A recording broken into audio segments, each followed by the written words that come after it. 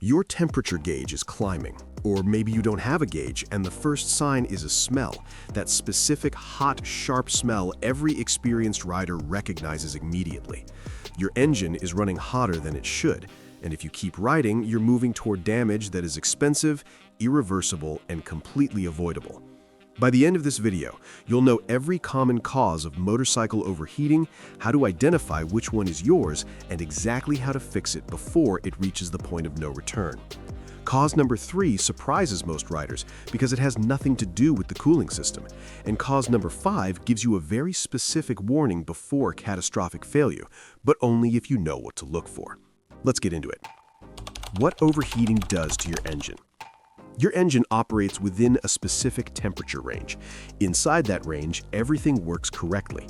Above it, everything goes wrong simultaneously. Oil viscosity drops and its protective film thins. Metal components expand beyond designed clearances. The head gasket, the seal between cylinder head and engine block, comes under extreme stress and is often the first to fail.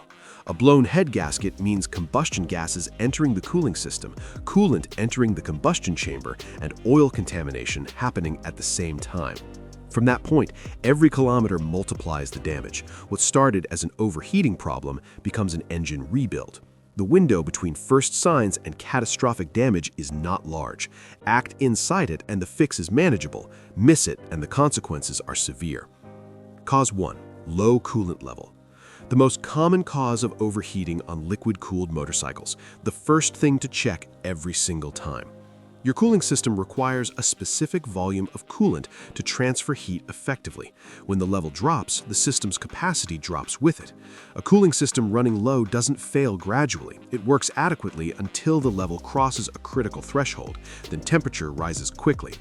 Check your coolant reservoir every 2 weeks. The level should sit between minimum and maximum marks on a cold engine. A level that keeps dropping between checks means coolant is going somewhere, a leak that needs finding, not just topping up repeatedly. Never open a coolant reservoir or radiator cap on a hot engine. The system is pressurized. Opening it hot releases that pressure instantly and sprays boiling coolant. Always wait until the engine is completely cold. Cause 2. A failing thermostat. Your thermostat controls coolant flow based on engine temperature. When cold, it stays closed to help the engine reach operating temperature. As temperature rises, it opens and allows coolant to flow through the radiator for cooling. A thermostat stuck closed means coolant cannot reach the radiator. Heat has nowhere to go. Temperature climbs continuously regardless of speed or airflow. The diagnostic signature is specific. If your bike overheats even at highway speed where maximum airflow hits the radiator, suspect the thermostat immediately. If it only overheats in slow traffic, the thermostat is likely fine and the problem is elsewhere. Thermostat replacement is inexpensive and straightforward on most motorcycles. A component that costs very little to replace. An engine destroyed by ignoring it costs enormously more. Cause 3. Incorrect fuel mixture. This is the one that surprises most riders.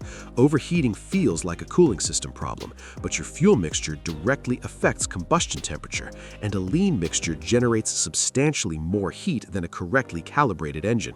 Lean means too much air relative to fuel. Lean combustion burns hotter and slower. The extra heat pushes temperatures above what the cooling system was designed to manage. Even a perfectly functioning cooling system cannot fully compensate. Lean running causes include a partially blocked jet on a carbureted bike, a failing fuel pump on an injected bike, an air leak between carburetor and engine, or a clogged fuel filter restricting flow. The signature of lean overheating is that it appears specifically under load, at highway speed or hard acceleration when fuel demand is highest. The engine runs fine at idle and low throttle, then temperature climbs exactly when it should be performing best. If this matches your situation, check your fuel system before touching the cooling system. Cause 4. A clogged radiator. Your radiator transfers engine heat into passing airflow through thin aluminum fins and small coolant passages. Both are effective at heat transfer and vulnerable to blockage.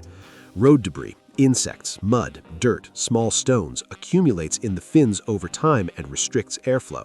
A radiator that's partially blocked by debris has significantly reduced cooling capacity. A radiator hit by a stone and bent in sections has permanently reduced capacity in those areas.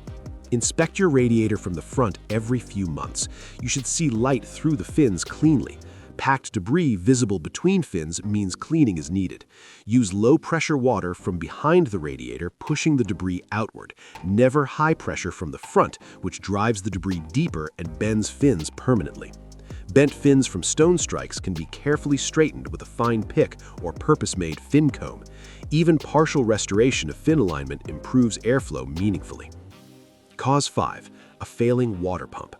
This causes the most catastrophic damage on this list because it fails suddenly, announces itself briefly, and gives you very little time before the engine is in serious trouble.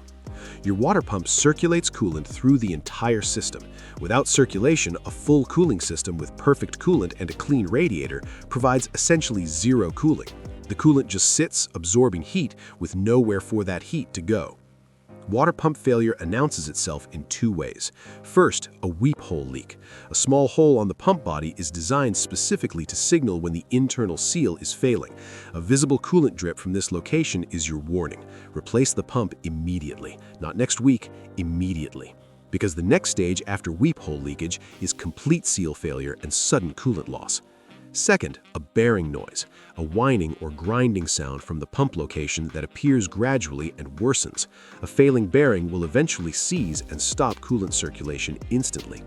Either signal gives you a window to act. Use it. A water pump replacement is a manageable repair.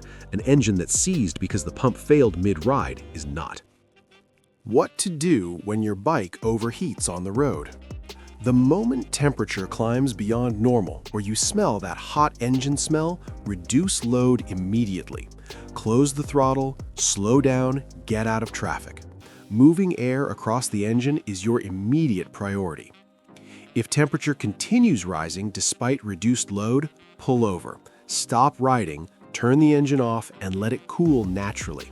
Do not remove the radiator cap on a hot engine. Do not pour cold water on a hot engine. Thermal shock can crack the cylinder head. Let it cool completely before investigating. Riding through an overheating warning to reach your destination is the decision that turns a roadside stop into an engine rebuild.